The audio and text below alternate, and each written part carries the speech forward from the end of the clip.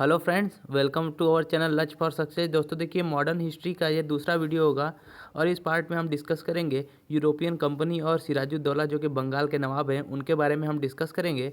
दोस्तों देखिए, अगर ये आपको पार्ट दूसरा है, अगर वीडियो अच्छी लगे, जानकारी अच्छी लगे तो आप इसे ज़रूर शेयर करें, लाइक करें और कमेंट करके हम कुछ क्वेश्चन भी पूछेंगे इस सवाल के बीच में। आप इसका जवाब दीजिएगा। आप पार्ट 1 देख लीजिएगा तभी इस पार्ट को देखिएगा। आते हैं टाइम वेस्ट न करते हुए अपने पहले क्वेश्चन पे। देखिए, हमारा पहला क्वेश्चन है, निम्नलिखित में से कौन एक मुगल सम्राट द्वारा नियुक्त बंगाल का अंतिम गवर्नर था। तो दोस्तों देखिए, मुगल सम्राट द्वारा नियुक्त बंगाल का अंतिम जो गवर्नर था वो मुर्शीद कुली खां था। इसलिए इसका करेक्ट आंसर क्या हो जाएगा, ऑप्शन नंबर बी, जो कि किसके द्वारा नियुक्त किया गया था, फर्रुखसियर द्वारा। दोस्तों याद रखिएगा, फर्रुखसियर द्वारा नियुक्त किया गया था मुर्शीद कुली खां, जो कि 1717 में नियुक्त किया गया था। याद रखिएगा इस चीज़ को। ठीक है, आते हैं अपने नेक्स्ट क्वेश्चन पे। देखिए, हमारा अगला क्वेश्चन है, निम्नलिखित में से कौन सा युद्ध था जिसने भारत में ब्रिटिश प्रभुत्व को प्रारंभ किया। ऑप्शन नंबर ए है बक्सर की लड़ाई, ऑप्शन नंबर बी है आपके प्लासी का युद्ध, ऑप्शन नंबर सी है मैसूर की तीसरी लड़ाई, ऑप्शन नंबर डी है 1800 स्वतंत्रता का संग्राम। ठीक है, 1857 का स्वतंत्रता संग्राम आपको बताना है। बताइए क्या होगा आंसर।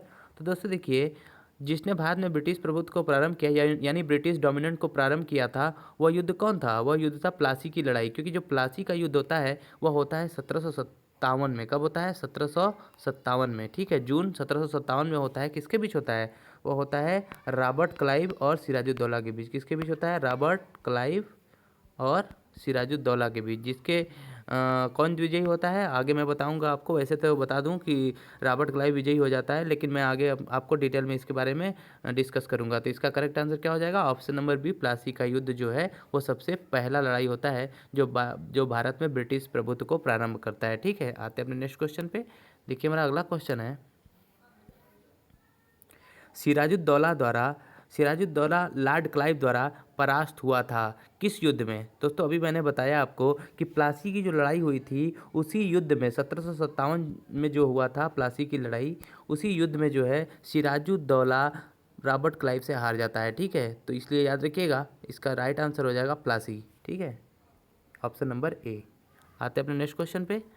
और अगला क्वेश्चन है, भारत में ब्रिटिश साम्राज्य का संस्थापक कौन था।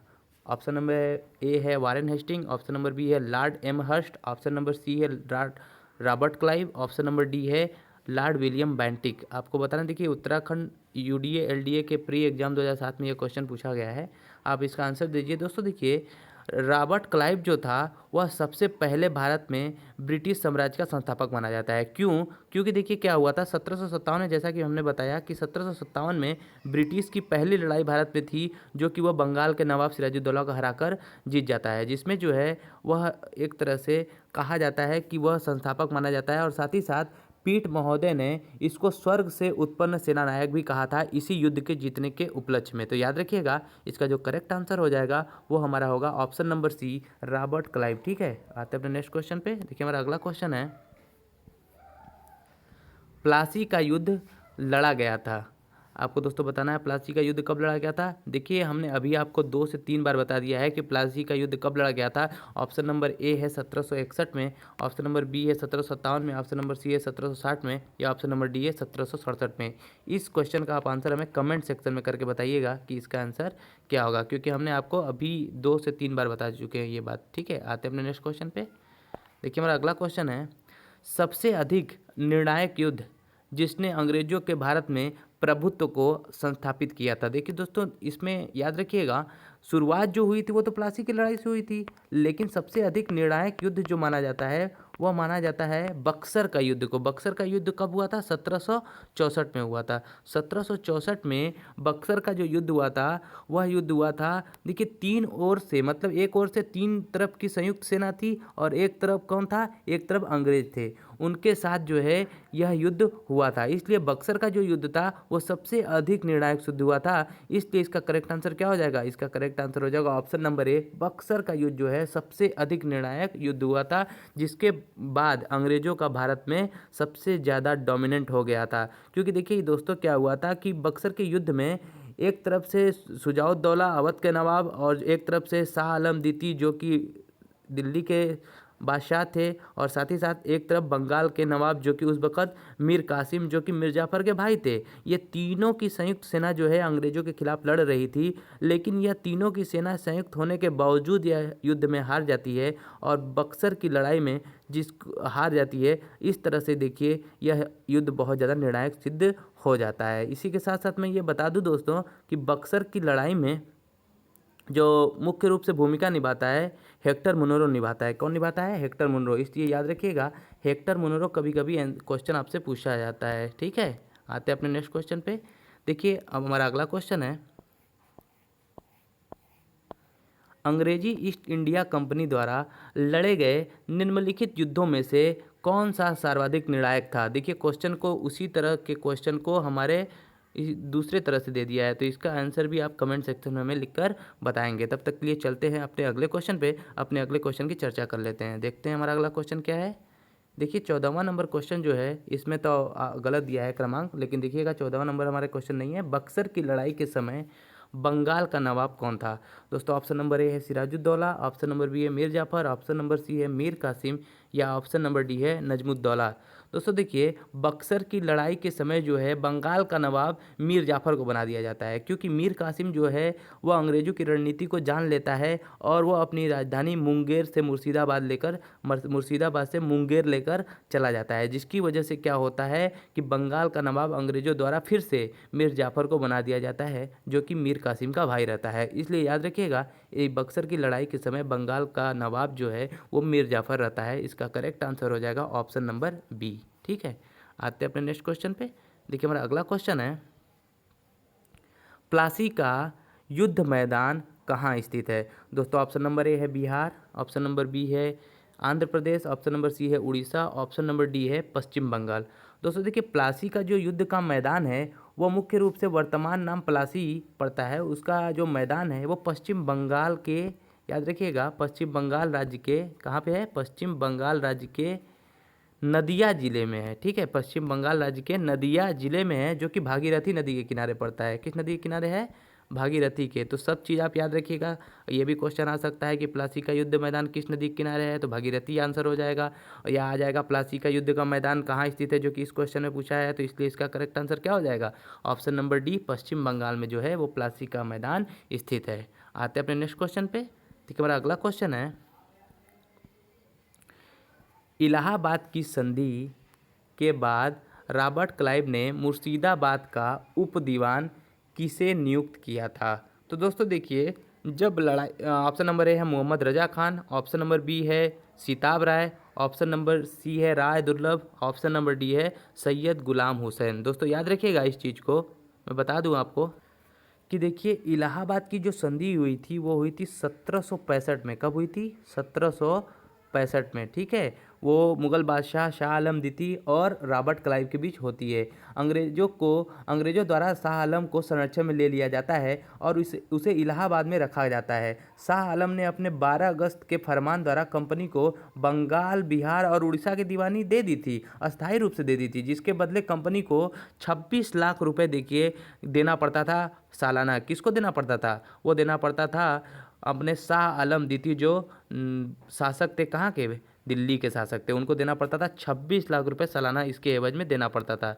याद रखिएगा। और साथ ही साथ मैं बता दूं कि इलाहाबाद के संधि के बाद रॉबर्ट क्लाइव ने मुर्शिदाबाद का जो उप दीवान बनाया था वो मोहम्मद रजा खान को बना था, इसलिए इसका करेक्ट आंसर हो जाएगा ऑप्शन नंबर ए मोहम्मद रजा खान। और साथ ही साथ मैं आपको बता दूं दोस्तों, देखिए सिताब राय को जो है वो बिहार का उप दीवान बनाया गया था, इसलिए याद रखिएगा बिहार का जो है सिताब राय को बनाया गया था, और बंगाल का किसे बनाया गया था? मुर्शिदाबाद यानी बंगाल में ही पड़ता है, वो बनाया गया था मोहम्मद रजा खान को। याद रखिएगा। आते अपने नेक्स्ट क्वेश्चन पे। हमारा अगला क्वेश्चन है, उस फ्रांसीसी सेनापति का नाम बताइए जो 1760 के वांडी वांस युद्ध में पराजित हुआ था। दोस्तों देखिए, पहले मैं ये बता दूं आपको कि जो वांडीवांस का युद्ध हुआ था वो 1760 में किसके किसके बीच हुआ था। 1760 में अंग्रेजों और फ्रांसीसियों के बीच हुआ था। और साथ ही साथ मैं ये बता दूं कि यह सप्तवर्षीय, जो कि वहाँ कहाँ लड़ाई चल रहा था, ब्रिटेन और फ्रांस के बीच जो लड़ाई चल रहा था उनके गृह युद्ध के रूप में, वो दोनों देशों के बीच हो रहा था। लेकिन वह उसकी आग यहाँ भी लगी और साथ ही साथ यहाँ भी ब्रिटेन और फ्रांस की कंपनियां आपस में भिड़ गईं। इसमें क्या हुआ कि 1760 में देखिए फ्रांसीसी कंपनी पूरी तरह से पराजित हो जाती है ब्रिटेन की कंपनी ईस्ट इंडिया कंपनी से। ठीक है, इस तरह से जो काउंट डी लाली रहता है वो वांडी वांस के युद्ध में अंग्रेजों की तरफ से माफ़ करिएगा, अंग्रेजों की तरफ से नहीं, फ्रांसीसियों की तरफ से जो है सेनापति रहता है। इसलिए इसका करेक्ट आंसर हो जाएगा देखिए option number A, count de Lally. ठीक है, याद रखिएगा, इसलिए करेक्ट आंसर क्या हो जाएगा, काउंट डी लाली। और मैं बता दूं आपको, जो अंग्रेजों की तरफ से सेनापति रहता है वह रहता है आयरकूट। याद रखिएगा, ये क्वेश्चन अक्सर कर एग्जाम में आता है। ठीक है, आते हैं अपने नेक्स्ट क्वेश्चन पर। तब से देखिए हमारा अगले क्वेश्चन की चर्चा कर लेते हैं। हमारा अगला क्वेश्चन है, वांडी वांस का युद्ध में 1760 में जो हुआ था वह क्या हुआ था। देखिए इसमें यही क्वेश्चन पूछा है। इसमें आपको ऑप्शन नंबर ए में दिया है, फ्रेंच ने ब्रिटिश को हराया, ब्रिटिश ने डच को हराया, ब्रिटिश ने फ्रेंच को हराया, या डच ने ब्रिटिश को हराया। दोस्तों देखिए, हमने अभी बताया कि ब्रिटिश जो है वो फ्रांस कंपनी को हरा देती है, यानी भारत में जो है वो ईस्ट इंडिया कंपनी फ्रांसीसियों को हरा देती है वांडीवांस की लड़ाई में, जो कि किसके बीच हुआ था, जो कि सेनापति था अंग्रेजों की तरफ से आयरकूट, और जो फ्रांसीसियों की तरफ से सेनापति था वो था काउंट डी लाली। याद रखिएगा, कौन था, काउंट डी लाली, जो कि हमने अभी पिछले क्वेश्चन में आपसे बात किया था इसके बारे में। ठीक है, तो इसलिए इसका करेक्ट आंसर क्या हो जाएगा, ब्रिटिश ने फ्रेंच को हरा दिया था। Option number C right answer हो जाएगा। चलते अपने नेक्स्ट क्वेश्चन में दोस्तों। हमारा अगला क्वेश्चन है, निम्न में से किसने भारत में अंग्रेजों का सर्वाधिक विरोध किया था। तो दोस्तों देखिए, अब मैं आपको बता दूं कि भारत में अंग्रेजों का सर्वाधिक विरोध मराठों द्वारा किया गया था। 4 आंग्ल मराठा युद्धों के बाद ही मराठा शक्ति को दबाया जा सका। कितने टोटल युद्ध हुए थे, 4 आंग्ल मराठा युद्ध हुए थे। और साथ ही साथ ये भी बता दूं कि मुगल साम्राज्य के खंडहरों पर मराठों ने अपने साम्राज्य की आधारशिला रखी थी, क्योंकि मुगल सम्राट को उन्होंने सबसे ज़्यादा परेशान किया था मराठों ने, क्योंकि औरंगजेब के जो शासनकाल में शिवाजी के समय सबसे ज़्यादा उन्होंने परेशान किया था मुगलों को और साथ ही साथ अंग्रेजों को भी। इसलिए प्रथम आंग्ल युद्ध में अंग्रेजों को मुंह की खानी पड़ी। सालाबाई की संधि से प्रथम युद्ध बंद हुआ, लेकिन सबसे ज़्यादा चालाक अंग्रेज थे। अंग्रेज ये अक्सर कर देखते थे कि वह कब कब जो है कमज़ोर उनको शत्रु मिले, तब वो आसानी से उसको हरा सकते थे। इसलिए जब जैसे ही मराठा साम्राज्य कमज़ोर होता है वह उनके ऊपर आक्रमण करके उनको हरा देते हैं। तो याद रखिएगा, सबसे अधिक भारत में अंग्रेजों का विरोध करने वाले मराठा थे, इसलिए इसका राइट आंसर हो जाएगा ऑप्शन नंबर ए। ठीक है, चलते अपने नेक्स्ट क्वेश्चन पे। देखिए ये हमारा अंतिम क्वेश्चन था। आप बताइए आपको ये वीडियो कैसा लगा, कमेंट करके हमने कुछ क्वेश्चन आपसे पूछे उसका जवाब जरूर दीजिएगा। हम इंतजार करेंगे आपके कमेंट का। तब तक के लिए मिलते हैं नेक्स्ट वीडियो में। धन्यवाद।